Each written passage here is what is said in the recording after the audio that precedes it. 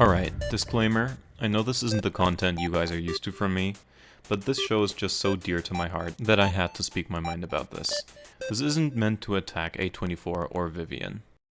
To start off, I want to make one thing clear. I love Hazbin Hotel, and Vivzi's content in general. I think Hell of a Boss especially is extremely good, and A24's passion is visible in all of their works. And I thought the same about Hazbin Hotel Season 2. Until the last 2 episodes. But before I get into my criticism of those episodes, how about I talk about the good first? That's always a good perspective to start from, especially because it's important to keep in mind for what I'll say later. And what place would be more obvious to start from than the animation? Oh my god, the animation. This season has been absolutely gorgeous in every sense of the word. And the last 2 episodes definitely spiced up the quality even more, in spite of a few small tidbits. The writing in this season overall was strong as well. The setup surrounding the climax and all the subplots really tied together well and didn't feel forced or rushed. For the most part, at least. I especially want to point out Alistair here, because in my opinion, his writing and the mystery surrounding him has been the strongest in this season by a long shot. He carries most of the scenes he's in and is just overall a fun character to watch. Additionally, the fight choreography was as stunning as ever, so big props to Spindlehorse and Bento Box for that, especially considering they likely had a pretty limited budget to make it work. With that out of the way, let's get into my initial reason for making this short review in the first place. Lucifer.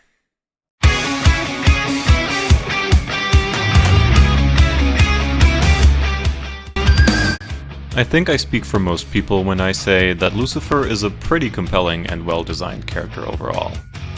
Too bad that everything good about him gets thrown out of the window in these last few episodes. He's suddenly portrayed as an insufferably idiotic moron, much unlike his usual comedic but intelligent nature.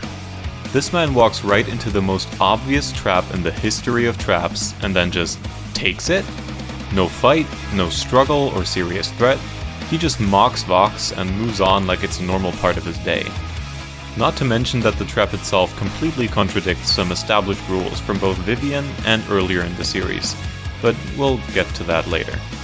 His entrance song, of which he didn't even get a full one, made him finally look like exactly what he is, the king of hell. Someone not to be trifled or messed with because of his unfathomable power and experience. It just feels extremely strange to see him reduced to a damsel in distress in the final episode, barely getting any screen time at all, really. He makes no attempts at escape whatsoever and is saved by nothing short of the power of friendship. Like I said, I'll get more into that later. Though, speaking of the trap, let's talk about the TV in the room. Cause I'm the Führer, I'm immense.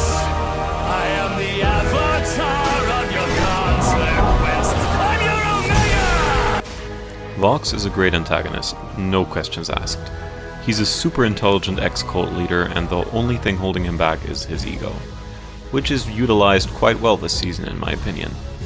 However, I find myself observing that, especially in the last few episodes, Vox had an absolutely heinous amount of plot armor, to the point that I'm sure he himself noticed it halfway into it. He seems like he's untouchable until Alistair finally breaks free of his deal and fights him. Nobody else tries to murder him at the party, not even those who should easily be able, and would have good reason to, over the course of the finale. I realize some writing choices had to be made in order for the season to end in a kumbaya friendship is magic moment, like Lucifer being unable to harm sinners so he can't just kill Vox in episode 5, or the V's not abandoning him until the very end. But at some point, it just gets ridiculous. That said, I wanted to keep these points rather short so I could put more focus on my main criticism later, so moving on for now.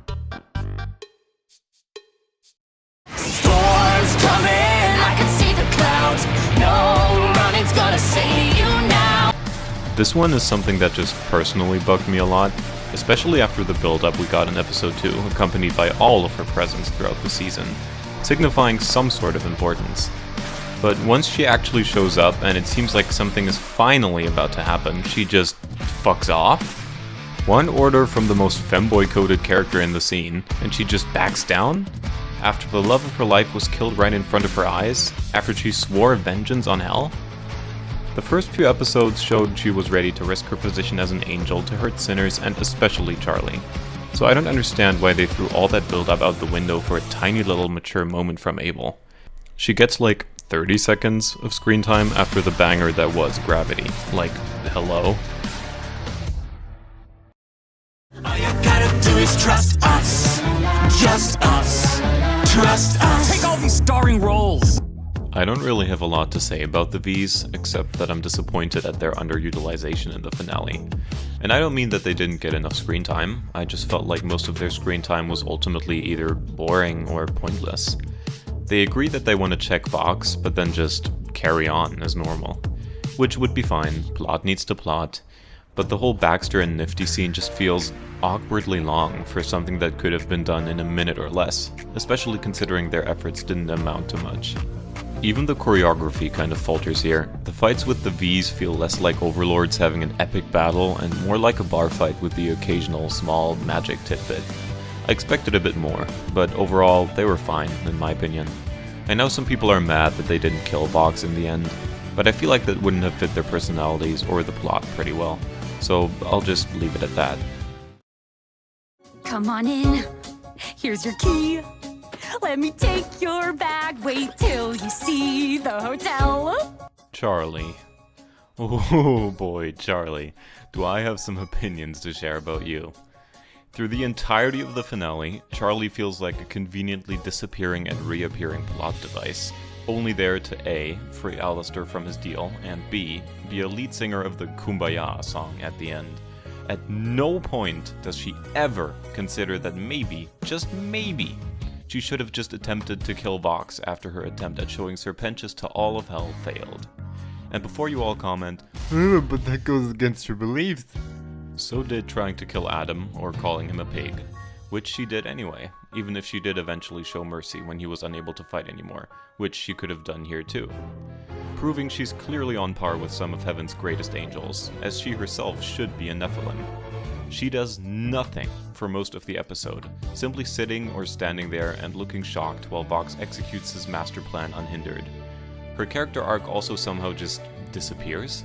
The show acts like the song Easy resolved all of her issues with letting people, especially Vox, get to her, but immediately upon being rage baited by him, she lets him get to her again. While only a minor nitpick, I think that shows how little she was thought out in this finale. It just feels like she's there purely to be present and make Alistair shine. If hell is forever, then heaven must be a lie. Emily. If angels can do whatever and remain in the sky. I don't really know what to say about Emily, except that her display was kind of disappointing. She hardly did anything except for bringing a few characters into the scene. She's portrayed as a little pathetic and extremely weak overall, for a Seraphim at least, and while I know she isn't a fighter, I feel like she could have at least had some kind of bigger overarching role in the conflict. I admit this didn't bother me too much though. I think it's time for me to talk about my main issue with the final episode, after all this ranting. The overall consistency of the writing and rules takes a nosedive in the final episode. Characters have extremely flimsy and inconsistent levels of power, and everyone kind of feels equal to some weird degree, excluding Lucifer, which is a whole other story. Vox becomes extremely powerful even before leeching off Lucifer for some weird reason. At least to my knowledge, no explanation is ever given for how Vox suddenly became the strongest sinner, after Charlie merely deems it so. I'd imagine popularity or socioeconomic power wouldn't count, as that wouldn't make him the literal strongest sinner, thus not breaking Alistair's deal. On top of that, Vox's weird leeching cables are suddenly able to penetrate Lucifer's skin, which should be entirely impossible. He shouldn't be able to so much as tickle Lucifer, which was the case towards the start. Lucifer is clearly stated, even by himself, to be nearly invincible. Even he himself says that there is no way Vox could ever harm or kill him, implying some sort of either invincibility or at least partial invulnerability on Lucifer's part. Even angelic steel can't harm him, according to Vivian herself.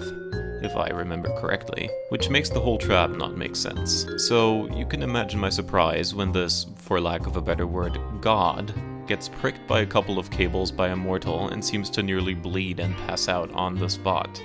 It just doesn't make much sense for anything short of a seraphim to be able to harm Lucifer in any meaningful way, even if his power was being leached through some weird kind of divine technology, which Carmilla shouldn't even have had any experience with, considering Heaven's technology is referred to as alien. Charlie and Emily's scaling is also extremely confusing here. I've always placed them in the same ballpark, as I assume they are supposed to be mirrors of each other, which brings up the question, why couldn't they just have killed Vox as he was chasing Alistair across town? Or earlier? Why is Alistair's power implied to amplify the Kumbaya teleportation scene much more significantly than a Seraphim and a Nephilim together? Didn't Rosie laugh at the thought of the strongest sinner ever taking on an Archangel, let alone a Seraphim in terms of power?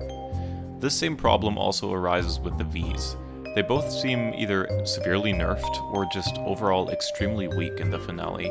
Both of them rarely do more than throw hands or spawn a weapon to meekly throw around or shoot with. Their power levels are especially confusing considering they should be some of the most powerful overlords. Lucifer feels the most inconsistent overall here, especially with the rules and statements previously established. He calls himself infinite and nearly a god, yet it only takes a few powerful sinners and his daughter to match his power, with Alistair apparently coming close to just being able to do this himself. How did Lucifer's power even overload the weapon if he couldn't previously free himself using that same power? The build-up and his characterization made him seem like he was out of the league of anything Hell could ever muster, with Heaven very apparently scared of his return. The barrier created around Heaven by several seraphims was broken by what we can only assume was a fraction of his power. Yet the main group somehow matches this? I just think there was little to no thought put into the overall consistency of the powerhouses of the series, especially with Lucifer being the biggest and the baddest of them we've seen so far as I know at least. Overall, I just hope the scaling and the dynamics, as well as the hierarchy of the Helliverse, become more consistent in the third season, especially with the introduction of Lilith to the mix. I am honestly quite excited to see what comes next, and, of course, I'll keep watching and hoping that some of this gets better.